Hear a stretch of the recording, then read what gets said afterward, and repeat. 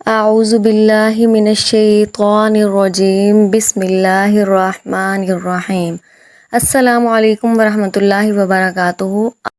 Vision by کشفبیر کے زیر اہتمام بنائے گئے چینل کشفبیر اسکلز ہب میں آپ سب کو خوش آمدید۔ آج ہمارا لیسن نمبر 3 کا پارٹ بی ہے۔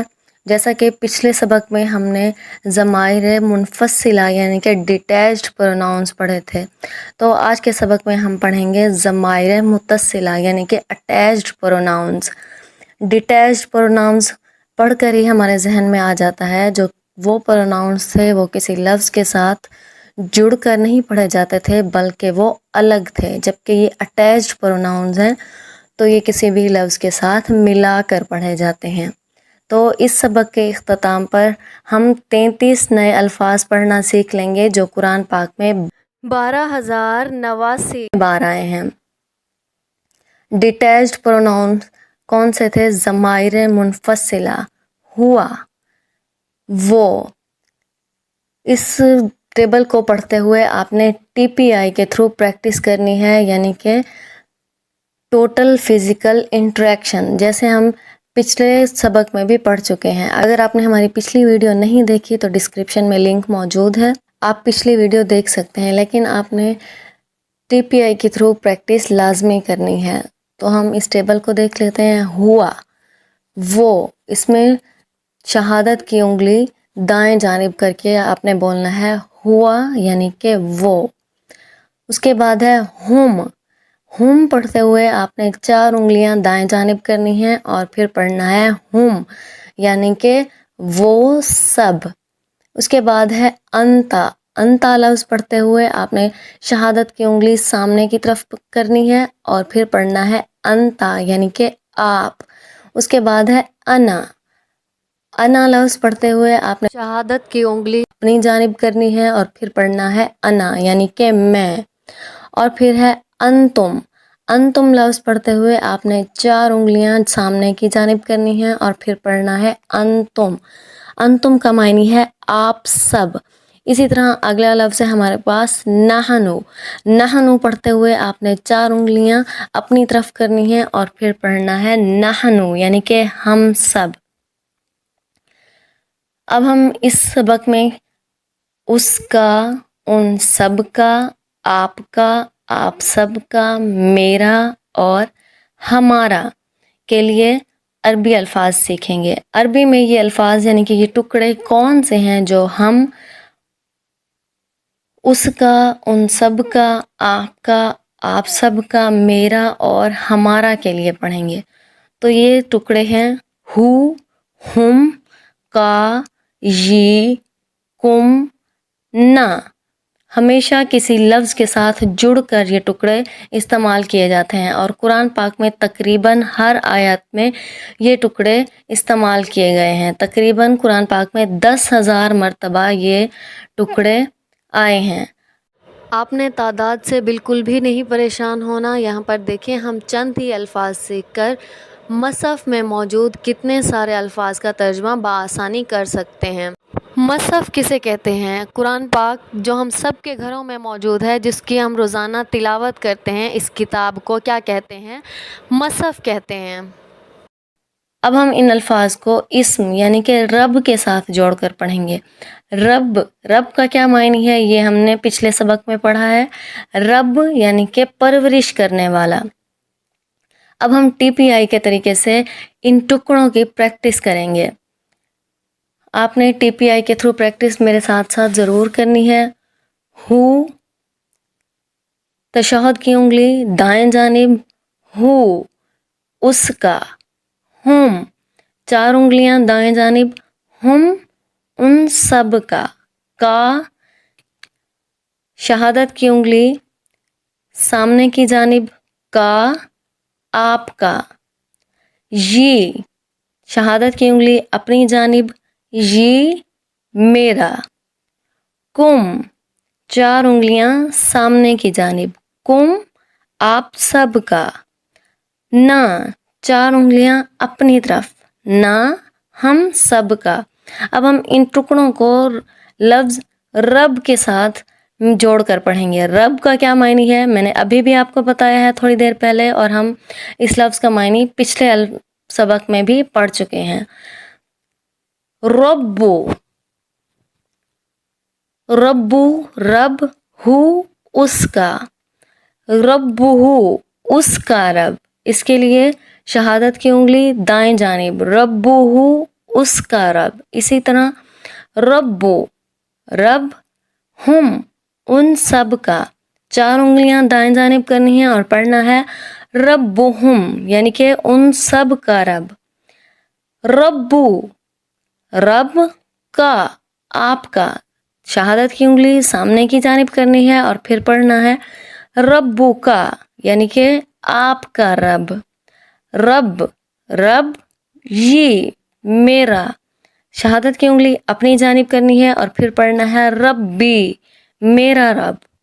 अगला लफ्ज़ है हमारे पास रब्बु रब, कुम आप सब का, 4 उंगलियां सामने की जानिब करनी है और फिर पढ़ना है रब्बुकुम आप सब का रब।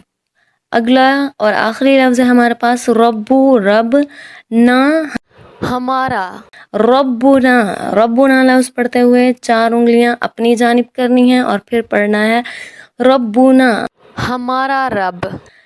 ये अल्फाज पढ़ते हुए आपने TPI के थ्रू प्रैक्टिस लाजमी करनी है ताकि ये अल्फाज अच्छी तरह जहन नशीन हो जाएं।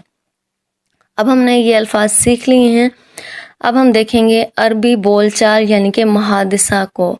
और यहाँ पर हम एक और लफ्ज़ सीखेंगे मन। मन यानी कि कौन, मन का मतलब है कौन, और रब का क्या मतलब है परवरिश करने वाला। अब हम यहाँ पे रब को हु और हुम के साथ मिलाकर मुहादिसा यानी कि अरबी बोलचाल सीखेंगे। मन कौन है, रब्बुहु उसका रब। मन कौन है, रब्बुहु उसका रब। मन रब्बुहु उसका रब कौन है, रब्बुहु उसका रब अल्लाहु अल्लाह है। रब्बुहु उसका रब अल्लाहु अल्लाह है। अगला सवाल है मन कौन है, रब्बुहुम उन सब का रब, रब्बुहुम उन सब का रब अल्लाहु अल्लाह है, रब्बुहुमुल्लाह उन सब का रब अल्लाह है। इसी तरह अगला है मन रब्बु का, मन कौन है, रब्बु का आपका रब, रब्बी रब्बी मेरा रब अल्लाहु अल्लाह है, रब्बी अल्लाह मेरा रब अल्लाह है।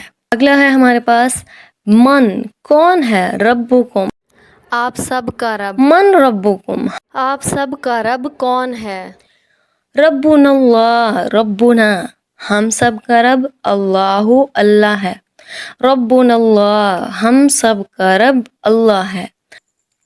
इसी तरह बोलते वक्त आसानी के लिए रब्बुहु के बजाय रब्बिही का इस्तेमाल भी होता है। आपने कुरान पाक में देखा होगा कहीं पे रब्बिही का लफ्ज़ इस्तेमाल हो रहा है और कहीं पे रब्बुहु का।